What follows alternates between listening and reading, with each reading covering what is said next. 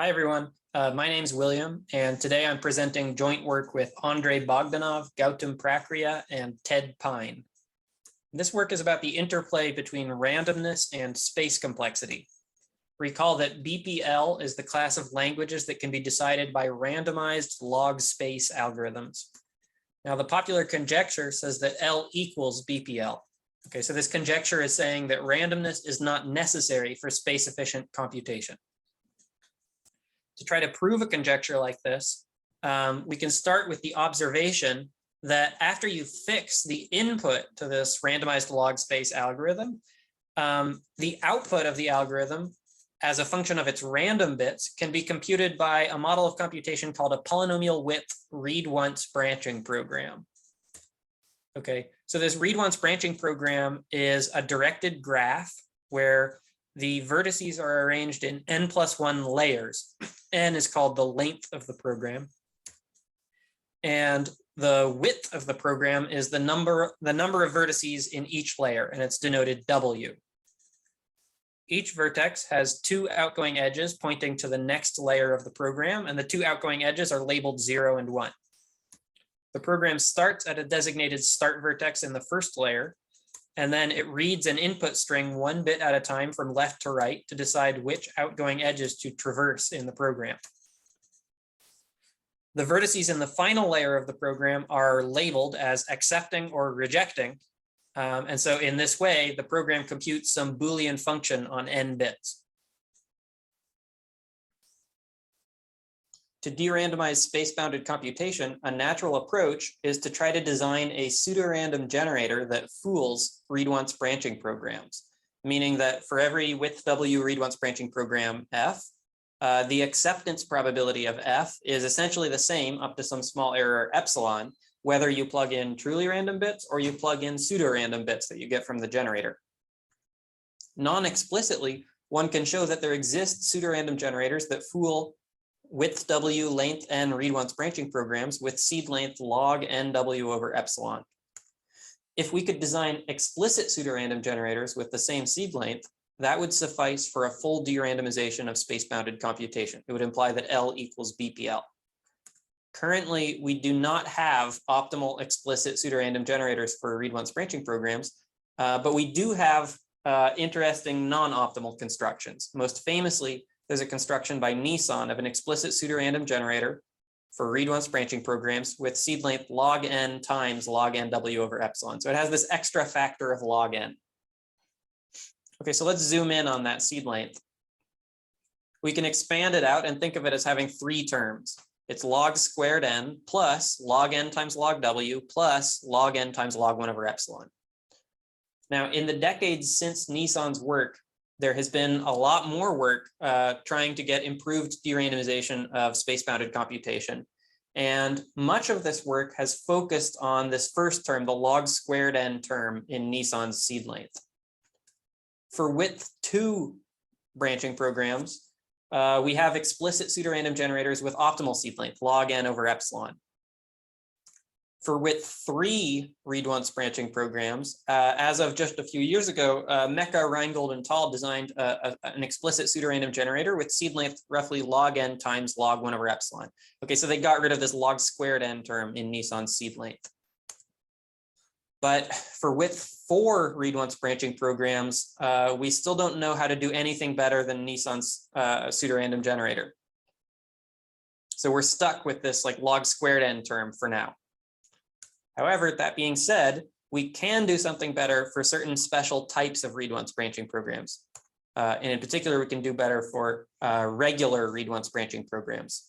A regular read-once branching program is a program where every vertex has two incoming edges. So this is a fairly well-studied class of read-once branching programs. There have been several papers about this model. Most relevant for us is a paper by Braverman-Rao-Raz-Yehudayoff. About a decade ago, Braverman-Rao-Raz-Yehudayoff designed an explicit pseudorandom generator for regular read-once branching programs that essentially eliminates this log squared n term from Nisan's seed length. Okay, so they achieved seed length log n times log W plus log n times log 1 over epsilon. Okay, this is a very cool theorem. right? It improves over Nisan's pseudorandom generator, assuming that the width W and the error epsilon are both moderate. Okay, so I think this raises two obvious questions, right? The first question is, what about the case that the width is large, like maybe polynomial? And the second question is, what about the case that the error is small, like maybe inverse polynomial? And these are the two questions that our work addresses. Now, unfortunately, we were not able to design improved pseudorandom generators even for regular read-once branching programs. But the good news is that we were able to design improved hitting set generators for regular read-once branching programs. A hitting set generator is a one-sided version of a pseudorandom generator. We merely guarantee that if the branching program accepts a uniform random string with probability at least epsilon, then there exists at least one seed such that the program accepts the corresponding output of the generator. Braverman-Rao-Raz-Yehudayoff studied the problem of designing hitting set generators for regular branching programs in their paper. They designed an explicit hitting set generator for regular read-once branching programs with seed length O of W times log n. Now, there is something remarkable about this seed length, which is that it has no dependence on epsilon, the threshold of the hitting set generator. In their paper, they gave an explanation for how this can be possible. It turns out that the acceptance probability of a regular branching program is always bigger than 2 to the minus W if it's non-zero. So that means that for the hitting set generator problem, we can assume without loss of generality that log 1 over epsilon is at most W. So what this means is that their seed length can be equivalently stated as O of W times log n plus log n times log 1 over epsilon. This makes it easier to compare with their pseudorandom generator seed length. It shows where the real improvement is. The real improvement is that they replaced O tilde with O. Okay, so they got rid of a factor of log n that's hiding under the O tilde in their pseudorandom generator seed length. This is still a very cool result because it means that their seed length is completely optimal, O of log n, when W and epsilon are both constant. Okay, but that being said, this result does not address our two questions. First, what about when the width W is large? And second, what about when the threshold epsilon is small? Okay, so that's where we come in. For our first contribution, we focus on this log n times log W term in the BRRY seed length. We design an explicit hitting set generator for regular read-once branching programs with seed length log n times log 1 over epsilon roughly, with no dependence on W, the width of the branching program. So it works for unbounded width regular read-once branching programs. Okay, now that might sound too good to be true, and it sort of is. There's a catch. The catch is that we assume the branching program has only one accepting state in the final layer. Okay, so this is like an intriguing model of computation, and there have been several recent works studying this strange model of unbounded width programs with a single accepting state. Now, you might feel that it's overly restrictive to assume that there's only one accepting state, in which case, let me just mention that if you have only a few accepting states, like let's say A many, we can handle that too. It's just that the seed length goes up a little bit. It goes up to log n times log A over epsilon. For our second contribution, we focus on the log n times log 1 over epsilon term in the BRRY seed length. So now we're focused on the dependence on epsilon, the threshold parameter. We design an explicit hitting set generator for regular read-once branching programs with seed length roughly log n times log W plus log n times square root log 1 over epsilon, and then plus an additive log 1 over epsilon. Okay, so for example, if the threshold parameter epsilon is inverse polynomial, then we can get seed length log to the 3/2 n as long as the width isn't too big. Okay, so we have these two new hitting set generators, and compared to BRRY, our first construction is improving the log n log W term, and the second construction improves the log n times log 1 over epsilon term. So I think it's very natural to ask, did we really need two separate theorems, right? Is it possible to get one theorem that has both improvements simultaneously? Now, prior work has shown that the answer is yes for the special case of permutation read-once branching programs. Okay, a permutation branching program is a regular branching program where at each vertex, the two incoming edges have distinct labels. One is labeled 0, the other is labeled 1. And this is a very well-studied class of branching programs And I'll just mention the one theorem from prior work that's the most relevant to us, which is a theorem by Pine and Vadon. They designed an explicit hitting set generator. Actually, it's even better than a hitting set generator. It's something called a weighted pseudorandom generator. But anyway, their generator works for permutation read-once branching programs, and it works in the unbounded width model, assuming there's only one accept state. And the seed length is log to the 3/2 n plus log n times square root log 1 over epsilon plus log 1 over epsilon. Okay, so they're getting both of our improvements at the same time, qualitatively speaking. But they only can handle the special case of permutation read-once branching programs. And so I think it's natural to ask, like, in light of their work, I mean, is it possible to generalize this result to regular read-once branching programs? We address this question by giving a reduction. We show that if you can design explicit hitting set generators for regular read-once branching programs with good enough parameters, then that would imply the existence of explicit hitting set generators for all read-once branching programs with no regularity assumption. So this result might sound familiar. Reingold, Trevisan, and Vadon proved a similar theorem in a different setting, and our proof is based on their proof. We had to do some extra work in our setting, but the core idea remains the same. The upshot is, if you can generalize Pine and Vadon's seed length from permutation branching programs to regular branching programs, then that would imply an explicit hitting set generator for all polynomial width read-once branching programs with seed length roughly log to the 3/2 n, which would be a huge breakthrough. Another corollary is that if you can design explicit hitting set generators for regular read-once branching programs with the optimal seed length, like log n w over epsilon, then that would imply a full de-randomization of space-bounded computation. It would imply L equals RL equals BPL. Okay, the RL case is pretty much immediate from the reduction on the previous slide. The BPL case follows by combining with some other prior work. Okay, so I hope that this reduction provides sufficient motivation for our work. I hope that it shows, I hope that you're convinced that the problem of designing hitting set generators for regular read-once branching programs is an important problem. So at this point, let's move on to discussing our two unconditional hitting set generators for regular read-once branching programs. The key to both of our improvements is that we go through a new branching program model, which we call unanimity programs. A unanimity program is defined just like a read-once branching program, but the twist is that every vertex in the program is labeled as either accepting or rejecting. So not just the vertices in the final layer, but all vertices. And the interpretation is that if the program only visits accepting vertices, then the program outputs 1. But if it visits even a single rejecting vertex, then the program outputs 0, no matter what happens afterward. Okay, so it's like a sudden reject type of condition. Okay. So this is a slight generalization of the concept of a read-once branching program.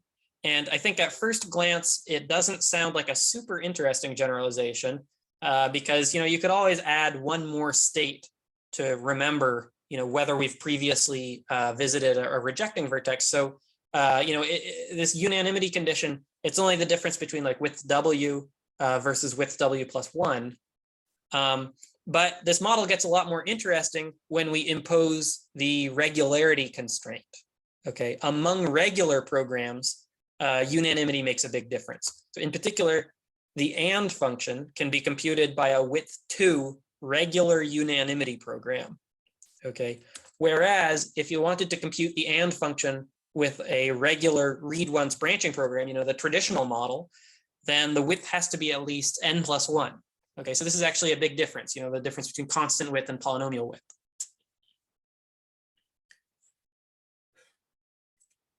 Okay, so that's what makes this model of computation maybe interesting. But nevertheless, our main lemma says that if you design a pseudorandom generator for the weaker model, regular read-once branching programs, then that pseudorandom generator automatically also fools the more powerful model, regular unanimity programs, okay, with only a factor of 2 penalty in terms of the width and a factor of 2 penalty in terms of the error. Okay, so to prove this lemma, we want to show, we want to somehow argue that these regular unanimity programs can be simulated by regular read-once branching programs. And we need to somehow evade, the example that I gave on the previous slide of the AND function. And the way that we evade that obstacle is that we do like a randomized simulation. Okay, and what I mean by that is that we're going to design a distribution over regular read-once branching programs that will, in some sense, simulate a given regular unanimity program. Okay, so let's see how to do that. Let F be the regular unanimity program that we want to simulate. On input X, this unanimity program visits some sequence of vertices, and we define the rejection sequence, denoted Rej of X, to be the sequence of bits that indicates when, if ever, the program visits a rejecting vertex. So then the question becomes, is this rejection sequence the all zeros string? To test it, we'll pick another string U uniformly at random and take the inner product mod 2. After all, if the rejection sequence is the all zeros string, then the inner product will be 0. And otherwise, the inner product will be a coin toss. So in some sense, the inner product probabilistically computes the function f of x.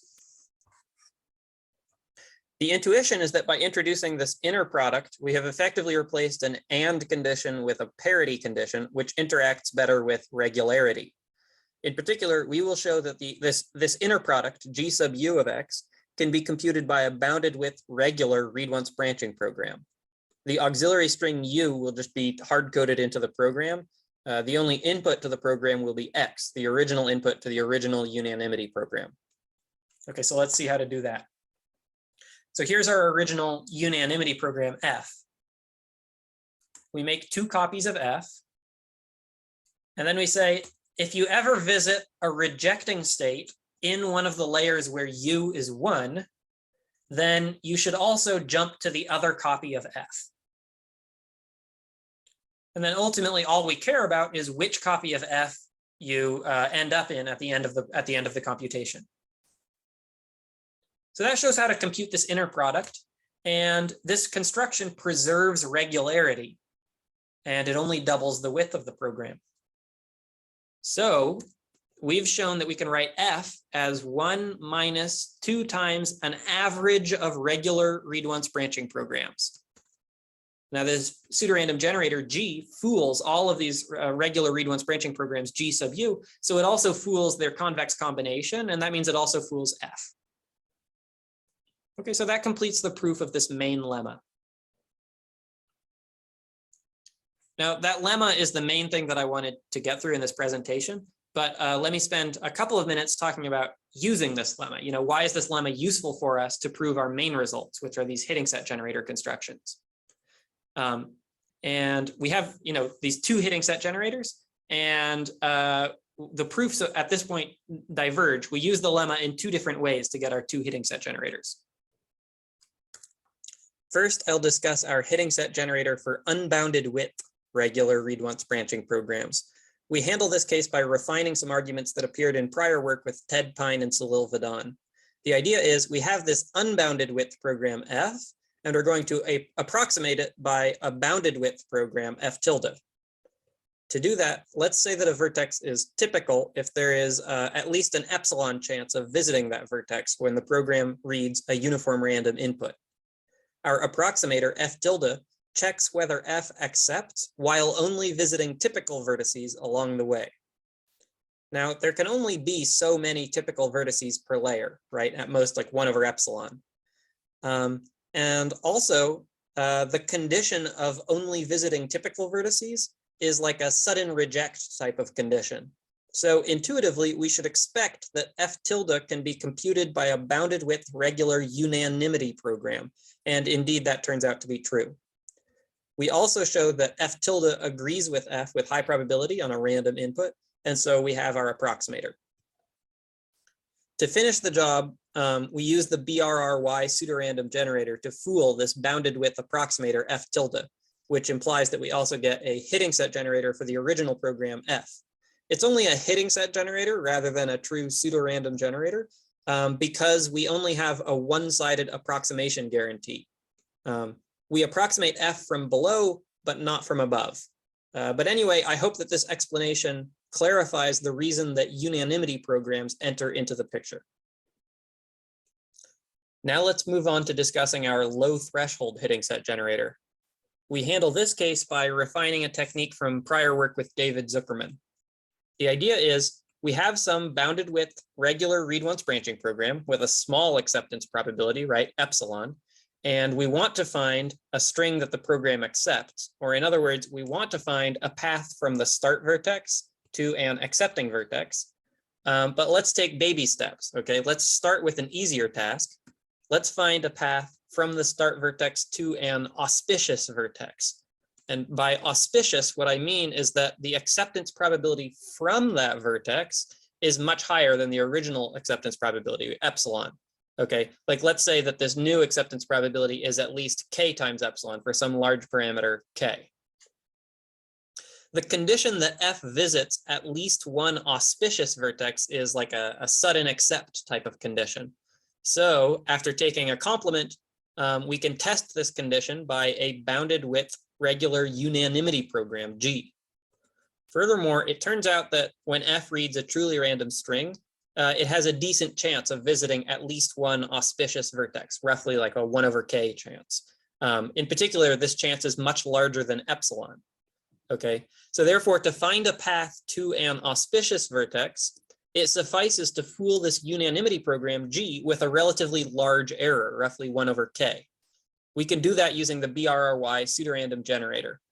Now, to get a full hitting set generator, the idea is that you iterate this process several times and use a disperser to recycle the seed across iterations.